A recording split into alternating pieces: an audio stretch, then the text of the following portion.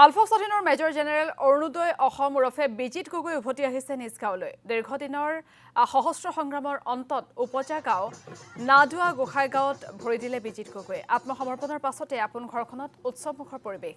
বিহুগীত পৰিৱেশন কৰি বিজিত গগৈক আদৰি আনিলে বৃহত্তৰ অঞ্চলবাসীয়ে। নিজ পুত্ৰক কাষত পাই আৱেগিক হৈ পৰিল পিতৃ মাতৃ আৰু আত্মীয়। উল্লেখ্য যে 2001 চনতে সংগ্ৰামী বাটেৰে ওলাই যোৱা অৰুণোদয় অসম ওৰফে বিজিত গগৈ 4 মাহৰ আগতে মূল খুঁটিলৈ উভতি অহাৰ পাছৰে পৰা নিৰাপত্তা বাহিনীৰ জিম্মাত আছিল। মই কি কাম বোপা নিজৰ ল'ৰা ঘৰলৈ ঘূৰি আহিছে, মোৰ ভাল লাগিছে। বাপেকে যে সিয়াক ইমান চাবলৈ মন কৰিছিলে, নেদেখিলে যে মোৰ সেইটো বেছিকৈ দুখ লাগিছে। ঘৰলৈ আহিছে, সি এটা হৈ গৈছে, এতিয়া 4টা হৈ আহিছে। মোৰ সেইকাৰণে ভাল লাগিছে। মানে ঘৰলেতো আহিলে ভালেই লাগে আৰু, কিন্তু কথাটো হ'ল কি,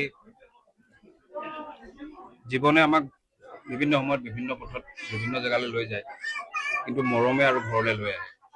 কথাটো সেইটো হৈছে আৰু ভাল লাগিছে ইমান দিনৰ মূৰত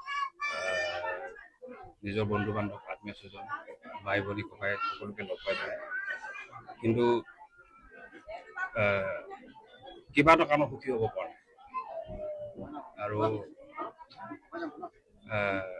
সাধাৰণতে যিটো হয় মানে যে আত্মীয় স্বজনক বহুত দিনৰ মূৰত লগ পালে যিটো উৎসাহ প্ৰকাশ কৰিব পৰা যায়, কিবা এটা কাৰণত ধৰি লওক ক'ৰবাত থমকি ৰৈছে, ক'ৰবাত বুকুত মানে এইটো ৰখি গৈছে আৰু বিভিন্ন